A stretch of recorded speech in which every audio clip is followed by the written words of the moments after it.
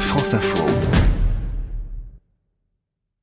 Depuis avant-hier, nous sommes entrés dans la trêve hivernale. Les expulsions sont donc suspendues. On en parle dans C'est ma maison avec vous, Charlie Caillou. Bonjour. Bonjour Mathéo. Conseiller juridique pour le site immobilier PAP.fr. Charlie, quels sont les locataires qui peuvent se prévaloir de cette protection ? Eh bien, ce sont les locataires, justement, c'est-à-dire ceux qui sont entrés dans le logement légalement en signant un contrat de location. En revanche, les squatteurs qui se sont introduits illégalement dans le logement ne bénéficient plus de la trêve hivernale. C'est un apport de la loi Elan de novembre 2018. Donc, un locataire qui n'arrive plus à payer son loyer est protégé jusqu'au 31 mars, mais pas une personne qui a cassé la fenêtre ou la porte pour s'installer. La trêve hivernale, c'est entre le 1er novembre et le 31 mars. Ça veut dire que le propriétaire ne peut pas agir durant cette période si son locataire ne paye pas de loyer ? Alors non, ça ne veut pas dire qu'on ne peut pas agir contre un locataire qui ne paye pas, ça veut seulement dire que l'État ne prêtera pas son concours à l'exécution d'une décision judiciaire d'expulsion. Alors pour dire les choses plus clairement, la police ne procédera pas à la sortie du locataire, c'est la toute dernière étape d'une procédure judiciaire qui peut durer plusieurs années. Et justement, en quoi consiste-t-elle, Charlie, cette procédure ?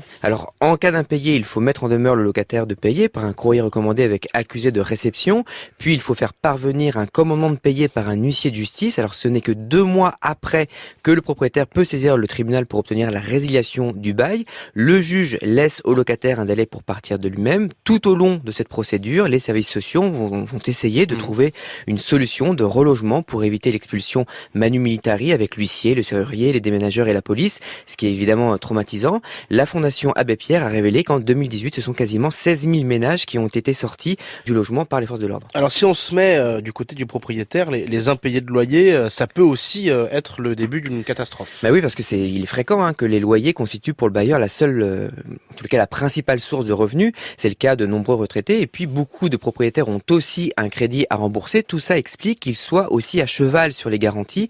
Alors la plus fréquente, c'est la caution solidaire. Ça marche très bien tant que les proches du locataire, ses parents en général, payent spontanément si lui-même n'arrive plus à faire face. Le problème, c'est que le moment venu, eh bien le garant peut ne plus pouvoir ou ne plus vouloir payer. La meilleure solution pour être sûr d'éviter la procédure judiciaire, ce sont les assurances loyers impayés et Visal qui remboursent les loyers impayés et prennent en charge l'action en justice qui est le plus confortable. L'avantage du visa pour le logement et l'emploi, c'est qu'il est public et gratuit. Celui des assurances loyers impayés, c'est qu'elle couvre aussi les dégradations dans le logement. La trêve hivernale au menu de C'est ma maison cette semaine. Merci Charlie, à dimanche prochain.